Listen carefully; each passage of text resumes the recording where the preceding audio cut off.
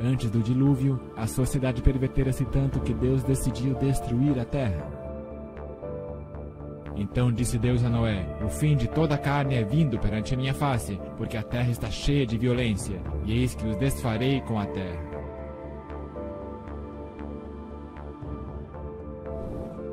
O Senhor escolheu Noé, um homem de Deus, para construir a arca onde o mundo poderia ser salvo juntamente com os animais. Noé pregou a conversão por 120 anos. Entretanto, apenas 8 pessoas renderam coração a Deus e entraram na arca. A chuva caiu e as pessoas procuraram por um lugar mais alto. Se agarraram na própria arca. Mas o anjo do Senhor havia fechado a porta da arca por fora, e ela não poderia ser aberta. A graça havia terminado e era muito tarde. A morte e a destruição cobriram a terra, porque as intenções e pensamentos dos homens eram maus continuamente. Deus havia enviado o convite, mas eles não haviam aceitado. Era o julgamento da humanidade. Todas as fontes de água se romperam e as janelas do céu se abriram, e choveu na terra por 40 dias e 40 noites. Assim Deus destruiu todo ser vivente que havia sobre a face da terra. Deus salvou seu povo do dilúvio, mas tiveram que permanecer por 1 ano na arca, até que as águas do dilúvio recuassem e a vida pudesse começar outra vez. Noé e sua família estavam ansiosos para deixar a arca. Ele ofereceu um sacrifício ao Senhor, e este colocou um símbolo de sua aliança no céu, que nunca mais destruiria a terra com um dilúvio, o arco-íris. A Bíblia nos diz onde a arca de Noé repousou. A arca repousou sobre os montes de Ararat. Mas o que são os montes de Ararat hoje? O nome Ararat, como aparece na Bíblia, é o equivalente na língua hebraica de Urato, antiga nação ao sudoeste da Ásia, mencionada em fontes assírias do início do século 13 a.C. Esta área inclui parte da Turquia Oriental, bem como do Irã. Moisés não estava falando de uma montanha específica. Quando ele escreveu Gênesis, ele se referia a um país, Urato. Assim, a Bíblia diz que a arca repousou nas montanhas de um país, de Urato. A Turquia Oriental, cruzando o vale do Monte Ararat, é o local que visitamos. Esta área foi fotografada em 1959 por ocasião de uma pesquisa. Posteriormente, o turco militar Duru Pinar observou o objeto em forma de barco nessas fotografias.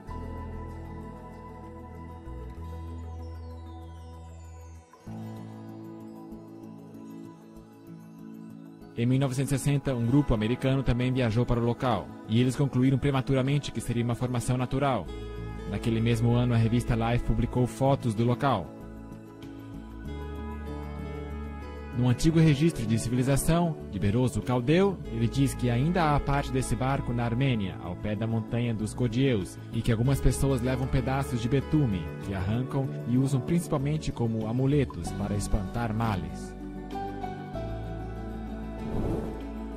Hoje podemos olhar no mapa da Turquia e encontrar este local como Nuhun Gemizi, o barco grande de Noé.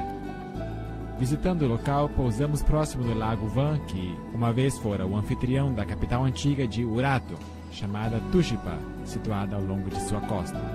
Viajando por fora pela zona rural, nós vemos um vulcão extinto próximo da estrada. Cruzando uma montanha, nós logo vemos, ao longe no horizonte, o famoso Monte Ararat.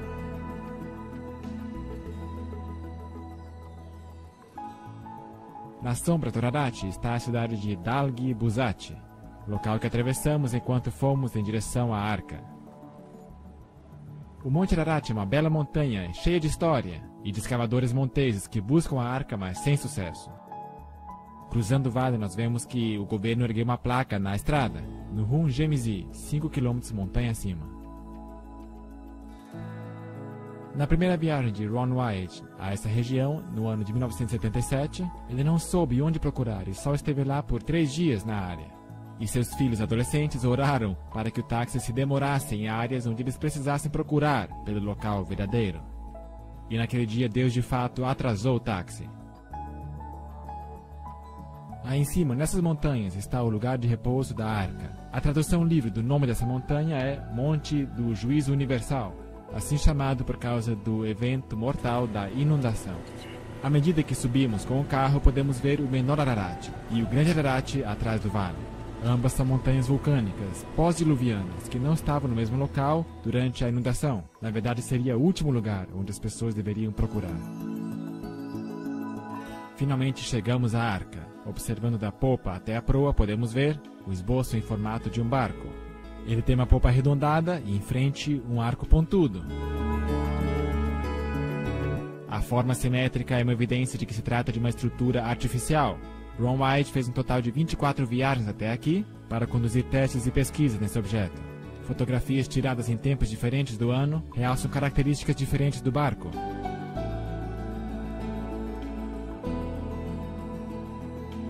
Havia tantas evidências convincentes da descoberta nesse local que o governo turco declarou esta área como Parque Nacional da Arca de Noé.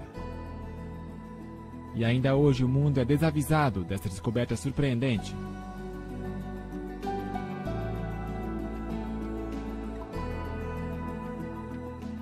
Usando o programa Google Earth podemos ver a imagem de satélite do local da arca e também do centro de visitantes ao lado, erigido pelo governo turco.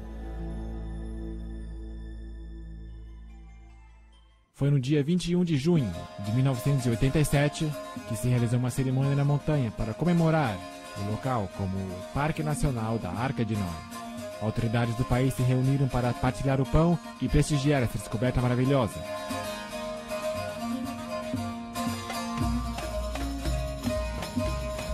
O governador, oficiais militares e outros altos funcionários participaram da comemoração de descoberta. Ron White era um convidado especial por causa do extenso trabalho que ele realizou neste local. O centro de visitas daria boas-vindas a convidados de todo o mundo para contemplarem a arca. Havia muita euforia quando foi colocado concreto na fundação pelo governador e por Ron White. Este era um monumento aos restos mortais da Arca de Noé. Finalmente, a Arca de Noé foi achada.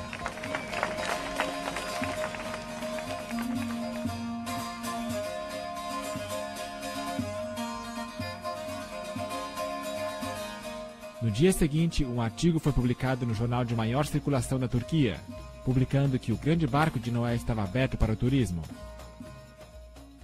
Agora, entremos no centro de visitantes para ver as evidências informativas à mostra. Estão reunidos várias fotografias e diagramas para mostrar as importantes características da arca. Artefatos da arca também estão à mostra, incluindo madeira petrificada e fósseis marinhos da área, indicando as pistas para a grande inundação.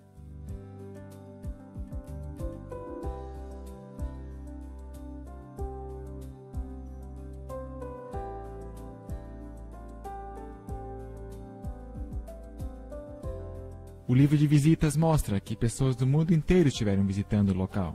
Muitos países diferentes estão aqui representados.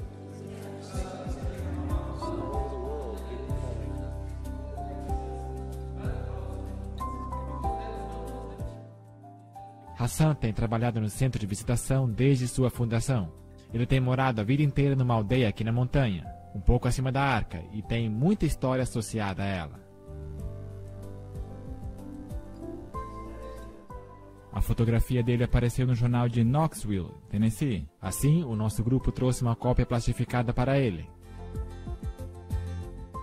Hassan nos conta agora sobre um fenômeno interessante que aconteceu sobre a arca. Em 1948, houve um terremoto à noite, e quando acordamos pela manhã, vimos que a terra fora removida, e vimos a estrutura em forma de barco. Também depois daquela hora vimos uma luz que nós pudemos enxergar naquela noite, na vila. Quando olhamos para o local da arca, as pessoas pensaram que aquelas coisas eram santas. E quando eles foram até próximo da arca, a luz havia desaparecido, não puderam ver mais nada. Depois daquele terremoto, eu vi a formação do barco e em cima, na minha opinião, uma combinação de luz verde e amarela e meio avermelhada. E várias pessoas na vila dizendo que era um lugar sagrado, que havia ouro, que nós deveríamos ir lá e escavar. Quando nós finalmente chegamos à arca, não pudemos ver mais a luz. Depois que o governo confirmou que aquela estrutura era o barco de Noé, a luz desapareceu.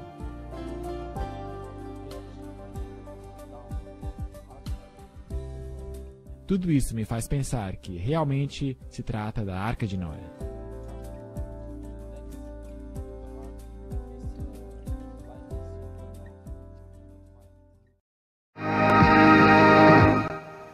Do you believe Noah's Ark actually existed? Could the legend that sounds like a fairy tale really become proven fact? Well, the search has been going on since biblical times. And in a moment, you're going to meet some people who are positive they have found the Ark. Now, we know such claims have been made before, but a few months ago, these people came to 2020 with some new and intriguing scientific findings. We followed them to the mountains of eastern Turkey. And what you'll see is a bizarre adventure with a host of unlikely characters. Tom Gerald's story takes many twists and turns. That's the seductive beauty that brings them here, snow-capped Mount Ararat. The explorers looked for the Ark there since that's the highest point around here. And as the floodwaters receded, presumably that's where it would have landed. But the Bible describes the mountains of Ararat, mountains plural. Is it possible that the Ark came to rest on one of the smaller sister mountains to Ararat? The boat-shaped site was first found and photographed by a Turkish army captain back in 1959. It was quickly explored and dismissed as a freak of nature. But Wyatt, an amateur archaeologist, rekindled interest in it a few years ago. He brought in Dave Fassel, a marine salvage expert, to assess it. The Doomsday Mountain team brought in some high technology to explore the oldest legend of man. They began scanning their site with a molecular frequency generator. It's a device used by surgeons to pinpoint cancer tumors, and it's been used by Fassel to locate underwater treasure. This time, the molecular frequency generator began to pick up a unique pattern of iron lines beneath the earth. Okay, bring that one up. They began placing ribbons along those lines. The finished shape, outlined by the ribbons, was that of a huge ship, the approximate length and width of Noah's Ark, as described in the Bible. The fascinating field of ribbons soon attracted higher academic interest. That looks like iron. Okay. Dr. John Baumgartner, a physicist with Los Alamos Laboratories, sent samples back to the lab for analysis and confirmed that the metal they were tracing with the ribbons was indeed iron. With the width and the length known, the only remaining question was depth. By locating the depth of the hull, they could determine if the boat-shaped object had the cargo capacity described in the biblical Ark. To resolve this final issue, Wyatt and Fassel brought geologist Tom Finner to Turkey with his company's heavy-duty subsurface radar equipment. Gear like this located the black box cockpit recorder on the floor of the frozen Potomac River after the Air Florida crash. Suppose this rock were a foot or 2 feet underground. Would it give you a reading as to where that was? Could you locate it? Yes, we could. Is it possible that there will be a moment at which you'll say, this is a man-made object? The symmetry of the feature suggests it's about. I hope to prove that the underground structure is in fact that of a boat. It was here, several miles short of the boat-shaped site, that a waiting game began for Finner and the others.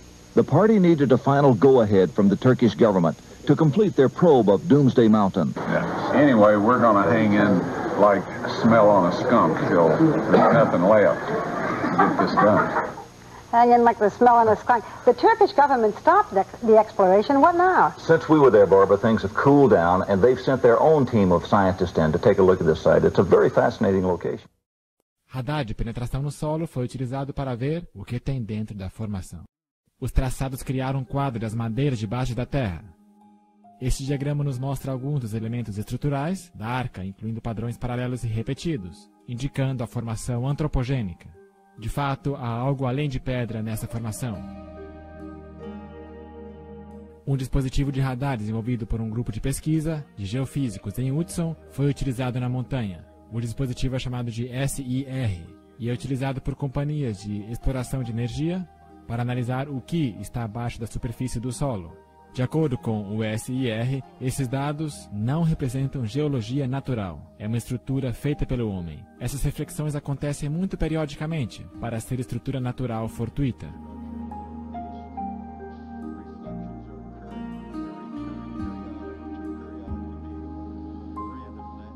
Comparado a um porta-aviões de 305 metros de tamanho, nós podemos ver que a Arca é um barco bastante grande.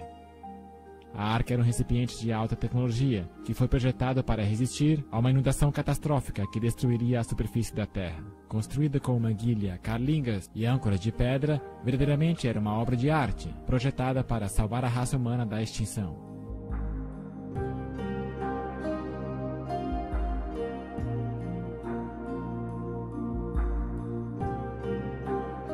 Bíblia nos fala que a arca era de 300 côvados de comprimento, e a formação da arca foi medida em 156,9 metros de comprimento, que corresponde a exatos 300 côvados egípcios. Moisés, ao escrever a narração de Gênesis, era acostumado a usar o côvado egípcio, que é maior e tem aproximadamente 52 centímetros. A Bíblia menciona um côvado mais antigo, um côvado segundo a primeira medida, isto é, o côvado egípcio, que foi dividido em 28 dígitos, compondo a vara do côvado. Muito tempo depois, o côvado hebraico, de 45,7 centímetros de comprimento, foi criado e adotado.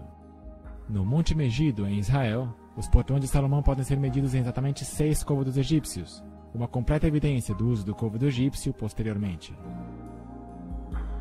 Qualquer pessoa pode ver facilmente o esqueleto da estrutura de materiais perto da popa ao lado direito da arca. Isto era parte da superestrutura da arca. Muitos navios hoje são construídos do mesmo modo. Aqui nós podemos ver frisuras verticais, que correm perpendicular ao fluxo de lama, indicando formação artificial ou antropogênica.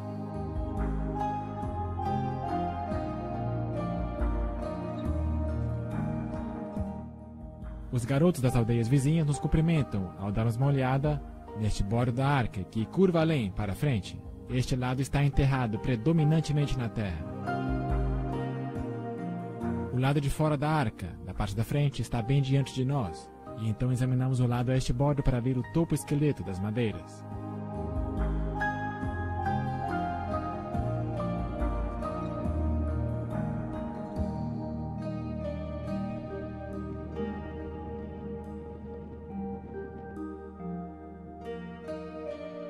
Ao longe, nós podemos ver o Monte Ararat e o Ararat menor à direita. Nós agora nos movemos para o bom bordo da arca, perto da popa. Este lado é menos conservado, mas podemos enxergar um esqueleto de madeira que chama a atenção. Foi preservado formosamente e reteve a curvatura do casco. Daqui nós olhamos mais adiante para a frente da arca e podemos ver uma perfuração grande que foi feita em 1960. Quando o primeiro grupo americano veio aqui inspecionar o local. Estamos agora na área mediana da arca e nos movemos para o interior do bombordo, onde podemos ver 4 saliências horizontais seguidas. Elas são organizadas em um padrão regular, indicando construção artificial. Estas teriam sido madeiras horizontais, de apoio para o piso, estendendo-se em direção ao meio do piso. Na popa nós podemos ver a forma simétrica do barco, inclusive a saliência longitudinal, onde as cobertas teriam se desmoronado em cima de outro monte. Continuando a inspeção da popa, podemos ver 5 objetos seguidos ao longo da área a bombordo do interior do piso. Estes foram medidos a intervalos regulares e parecem ter sido postes verticais que teriam apoiado o piso.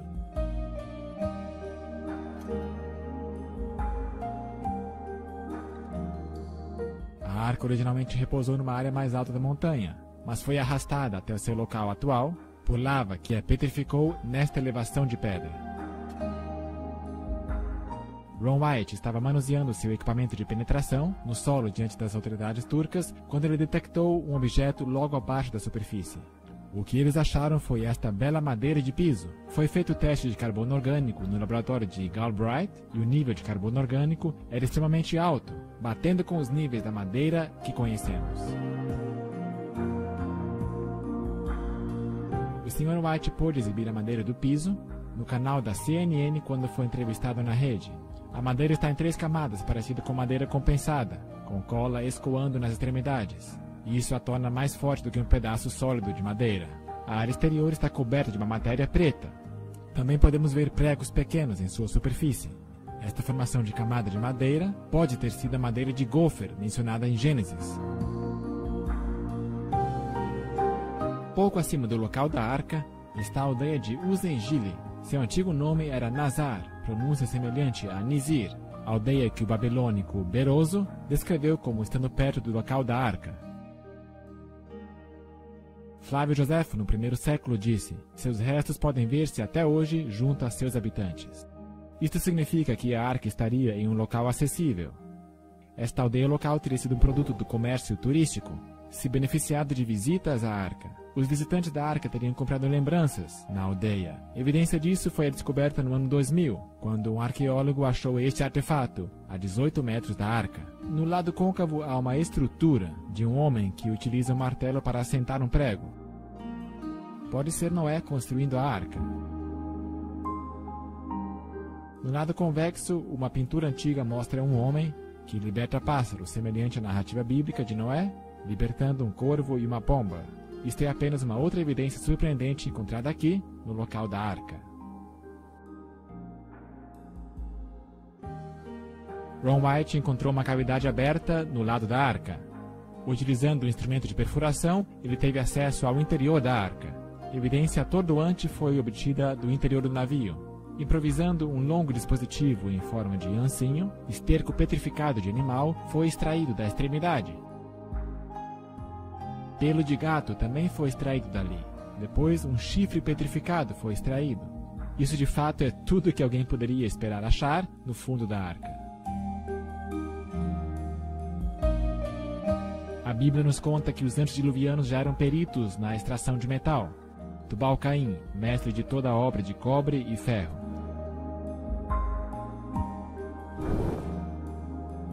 Este rebite grande de metal foi encontrado por Ron White no local, quando levou uma excursão para lá em 1991.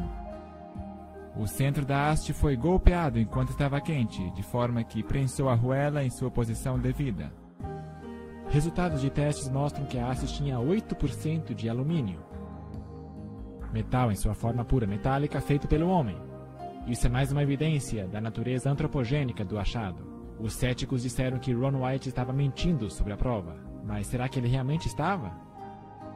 Quando o grupo da arca, Discovery International, chegou ao local da arca, eles usaram detectores de metal para localizar artefatos de metal na arca. Isto é um pedaço de metal que tinha sido uma arruela circular nos seus dias melhores. Foi achado próximo da arca. Uma amostra disso foi levada ao laboratório de Galbraith, no Tennessee, e os resultados foram impressionantes. Tinha 8% de alumínio, a mesma proporção do teste anterior de Ron White. E esse teste também mostrou uma quantia pequena de metal de titânio, que nesta forma também é um material fabricado pelo homem. O grupo da arca Discovery continuou suas análises e localizou outro artefato no local de este bordo. Uma porção disso também foi enviado ao laboratório de Galbraith para ser testada e sua composição metálica outra vez ser comprovada. Os resultados foram incríveis. Havia 8% de alumínio e 1,3% de titânio, mais 3,8% de magnésio, tudo indicativo de que a formação da arca é uma estrutura artificial. A Enciclopédia Britânica nos diz que, por causa de sua atividade química, o alumínio nunca aparece na sua forma metálica na natureza. Esses componentes particulares de metal são evidências poderosas que o local é uma estrutura artificial com material de alta tecnologia, consistente com o que deveríamos encontrar na Arca de Noé.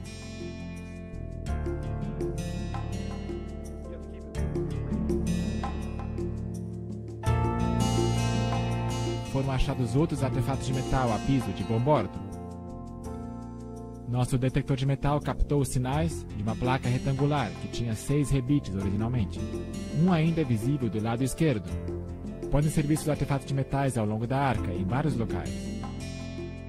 Os objetos de metal têm cor diferente do material ao redor, tornando-os mais fáceis de serem localizados.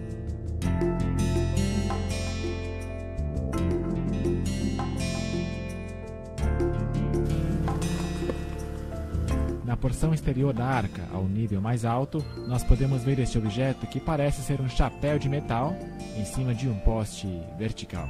Tem uma impressão de X modelada no centro. O lado esquerdo do chapéu está perdido, mas o topo e este lado mais próximo ainda estão fixos no poste. A impressão de X é indicativa de uma estrutura artificial com ângulos de 90 graus. A nossa segunda parada de táxi é a aldeia de Kazan. Um pouco abaixo, no Vale da Arca de Noé, nós prosseguimos para a aldeia de Kazan, onde porções do sistema direcional da arca foram deixadas, permitindo que flutuasse mais livremente. A aldeia era conhecida como o Lugar dos 8, chamada assim possivelmente por causa dos 8 sobreviventes da inundação. Esta é a primeira área onde Noé e sua família teriam vivido depois do dilúvio.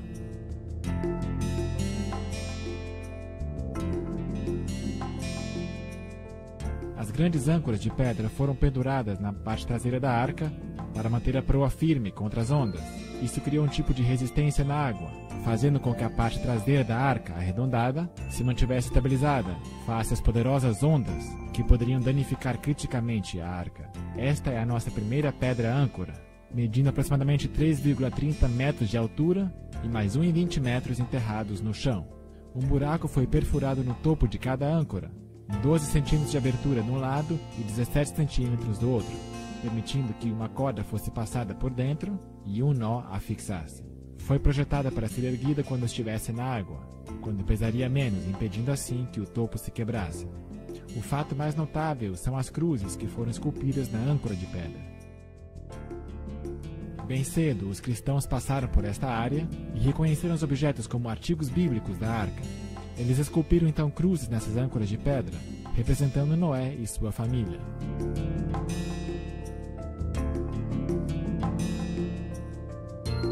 A cruz maior aqui representa Noé e é do estilo das cruzadas.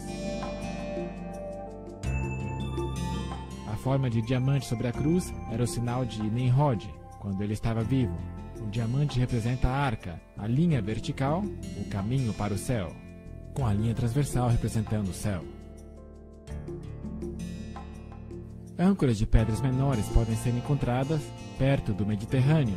Esta é uma das maiores que você verá fora da área da Arca de Noé. A próxima âncora de pedra está enterrada parcialmente no chão, com 5 cruzes. A cruz maior representa Noé, a próxima menor, a Senhora Noé, e as 3 menores são os filhos de Noé.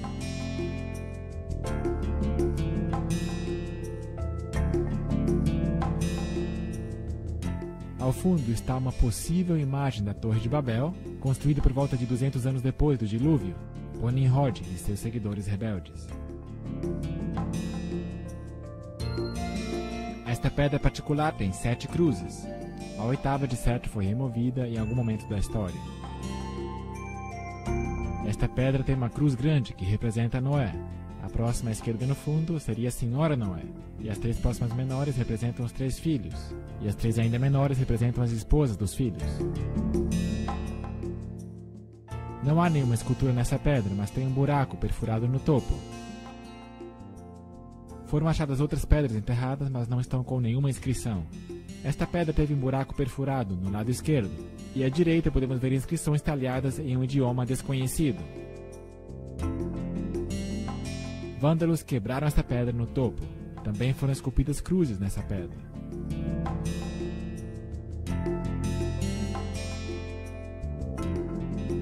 Cinco cruzes estão nesta âncora de pedra. E no topo podemos ver onde o buraco foi quebrado. Fora da aldeia de Gazã, há um objeto grande que tem a aparência de uma casca de árvore petrificada, com características incomuns. As far as we know, there's nothing else like this anywhere. Nobody's ever... My goodness. It's got crosses that are very faintly carved on it. You got a big one here. You got a small one right there. One here. One here. They're harder to see over here. And this is petrified wood?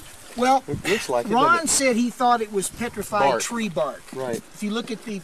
You ever seen... It looks like a little bit like pine bark. It sounds like metal.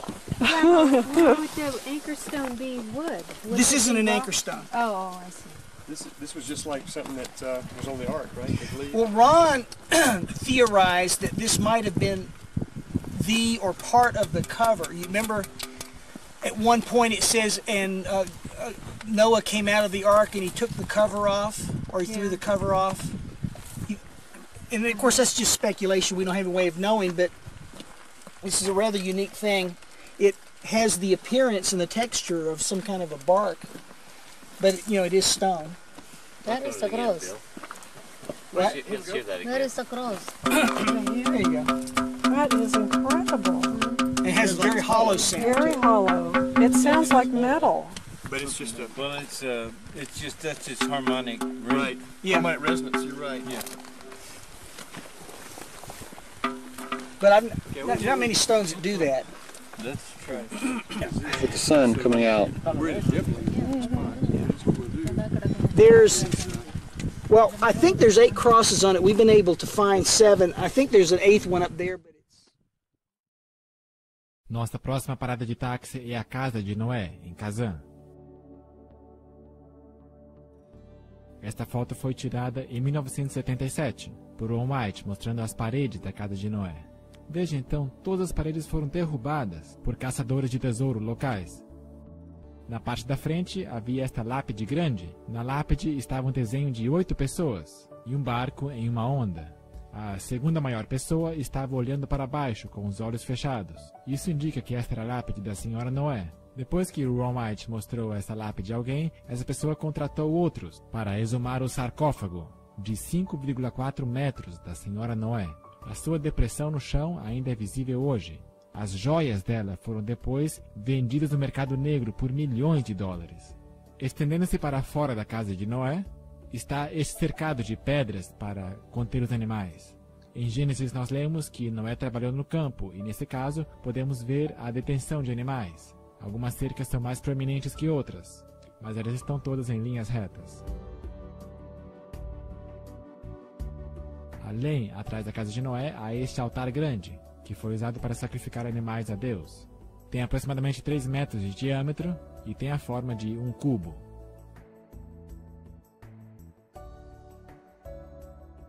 Em conclusão, podemos dizer, de acordo com Durupinar, que a formação da Arca de Noé está cheia de evidências que confirmam a sua autenticidade, especialmente quando consideramos todas as informações objetivamente. Foram escritos muitos livros acerca da descoberta da Arca, foi documentado em muitos jornais e programas de TV, mas a maioria do mundo não está atenta a esta descoberta, que refuta a evolução e prova que a Bíblia é a verdade. Deus está cronometrando e também revelará isto a toda a humanidade.